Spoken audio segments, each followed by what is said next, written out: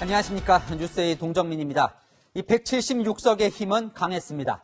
이 민주당이 부동산 관련 법안, 공수처 후속 법안 등 이 첨예한 법안들을 무더기로 통과시키고 있습니다.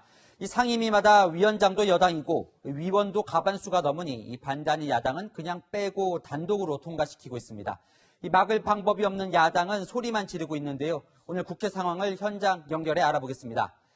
자, 최수영 기자, 오늘은 어떤 법안들이 통과됐습니까? 네, 조금 전 국회 운영위가 산회했는데요. 민주당 의원들만 참석한 가운데 인사청문회법과 국회법 등 공수처 후속 3법이 처리됐습니다.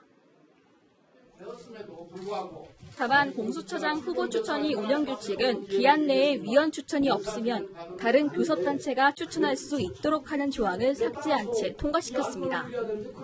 앞서 국회 법사위에선 전체 회의가 시작되자마자 민주당이 전월세 상한제, 계약갱신 청구권 도입을 위한 주택임대차 보호법 개정안 등을 상정하고 표결을 시도했습니다. 표결 강행할 거 아닙니까 지금? 내가 언제 표결 강행한다고 했습니까? 안 할 겁니까 그럼? 안 한다고 이야기한 적도 없습니다. 그러니까요. 통합당 의원들이 퇴장하자 법안은 일사천리로 처리됐습니다. 자, 21대 국회가 시작되자마자 여당이 밀어붙이고 있는데요. 언제까지 계속될까요? 네, 민주당의 밀어붙이기식 속도전은 남은 임시국회와 정기국회까지 이어질 것으로 보입니다. 민주당은 내일 본회의를 열어 오늘 법사위를 통과한 주택임대차 보호법 개정안과 상가건물 임대차 보호법 개정안 등을 처리할 예정입니다. 7월 임시국회 회기가 끝나는 다음 달 4일까지 공수처 후속 3법 등 각 상임위를 통과한 법안들을 일방 처리할 것으로 보이는데요. 내년도 예산안 심사에서도 통합당을 배제한 채 밀어붙일 가능성이 제기됩니다. 지금까지 국회에서 채널A 뉴스 최수연입니다. 여당 마음대로 해보라고 했던 미래통합당, 여당이 진짜 법안을 속전속결로 단독 처리하자 망연자실한 표정입니다.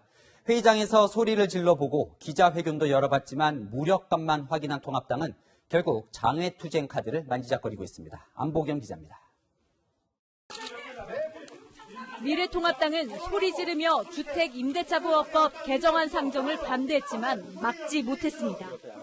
주택임대차보호법 일부 개정 법률안 대안을 의사 일정으로 추가하였음을 민주당 다 해먹으세요. 안건을 가결되었음을 선포합니다. 이게 독재입니다. 이러려고 위원장 가져가셨습니까? 이러려고? 찬반 토론에 임해주세요. 이런 것도 민주화 세력입니까? 어제 부동산 법안을 단독 처리한 국회 국토위에서는 통합당이 민주당 측에 유감 표시를 요구했지만 받아들여지지 않았습니다. 법안 심사조차 거치지 않고 바로 의결 붙이는 이런 국회 경험한 적 있어요? 거기에 대해서 적절하게 위원장님의 그 유감 표시를 하시라는 겁니다. 여야가 합의됐을 때 그렇게 하는 거예요. 의견이 서로 다른 것 같습니다. 수적 열세로 민주당의 법안 강행 처리를 제지할 방법이 없자 통합당 내에서는 의원직을 내놓자는 말까지 나왔습니다. 아무것도 못하고 이렇게 살아야 된다면 4년 임기에 집착할 이유가 뭐가 있나 저 개인적으로 그렇게 생각합니다. 총선 이후 금기어로 여겨졌던 장외투쟁 주장도 제기됐습니다. 밖에 나가면은 국민들의 의견에 맞지 않을 것이다. 많은 두려움과 불만 때문에 우리는 참고 기다려왔는데 우리가 기다린 우리의 의미가 뭡니까?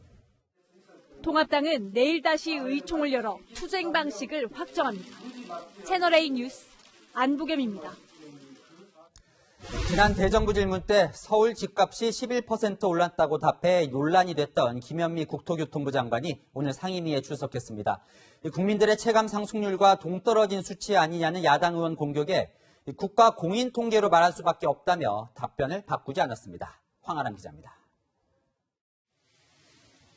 일주일 전 문재인 정부 들어 서울의 집값이 11% 올랐다고 답했던 김현미 국토교통부 장관. 11%란 수치를 두고 또다시 야당 의원과 설전을 벌였습니다. 수치를 답변해 주십시오. 제 질문은 지난 3년간 서울 아파트 가격이 얼마나 올랐습니까? 아파트는 14% 오른 것으로 알고 있고요. 주택이 11.3%라고 알고 있습니다.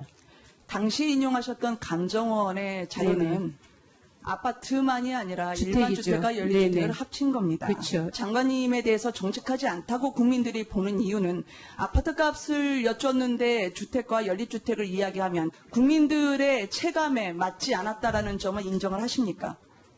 아까도 제가 말씀드렸듯이 국민들이 체감하는 것과는 다르겠지만 장관으로서는 국가가 공인한 통계를 말씀드릴 수밖에 없다라는.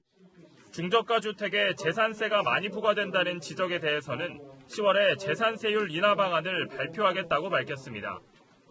반면 정부 부동산 정책을 실패로 규정한 미래통합당은 서울에 주택 100만 호를 공급하는 방안을 발표했습니다. 서울시의 층수 제한 규제를 폐지하고 현재 법적 상한보다 낮게 적용하는 용적률을 법적 기준까지 상향 적용해서 주택 공급을 늘리겠습니다. 이와 함께 1주택자에 대한 종부세 공제를 9억 원에서 12억 원으로 상향하고 양도소득세 중과제도를 폐지해 매매 부담도 덜겠다고 밝혔습니다. 채널A 뉴스 황아람입니다. 청와대 국정원 통일부를 다 확인했지만 없었다. 오늘 청와대가 박지원 국정원장 후보자 인사청문회 때 제기됐던 대북송금 비밀 합의서 존재를 부인했습니다. 문재인 대통령은 오늘 손자와 함께 청와대에 온 박 원장에게 임명장을 수여했습니다. 우영기 기자입니다. 청와대가 박지원 국정원장의 서명이 담긴 대북송금 비밀 합의서 존재 의혹을 전면 부인했습니다. 윤도한 국민소통수석이 국정원, 통일부 등 관계부처에 모두 확인했지만 이면 합의서는 정부 내에 존재하지 않는다고 밝혔습니다. 앞서 미래통합당이 2000년 남북 정상회담 당시 30억 달러를 지원하는 비밀 협약서가 있다는 의혹을 제기하자 박 원장은 위조라고 맞받았습니다. 이런 문건 본 적 있습니까? 경제협력에 관한 합의서. 그건 제가 서명했습니까? 청와대는 당시 국정원 과장으로 관여했던 서훈 대통령 안보실장에게도 확인한 것으로 알려졌습니다.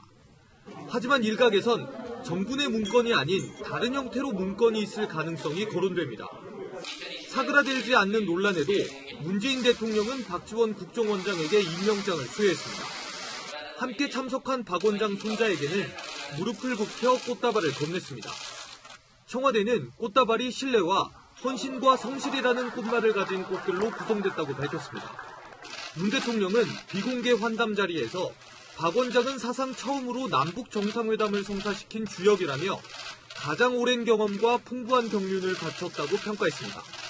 이에 박 원장은 국정원의 흑역사를 청산하는 개혁으로 보답하겠다며 어떤 경우라도 정치 개입의 흑역사는 없을 것이라고 답했습니다.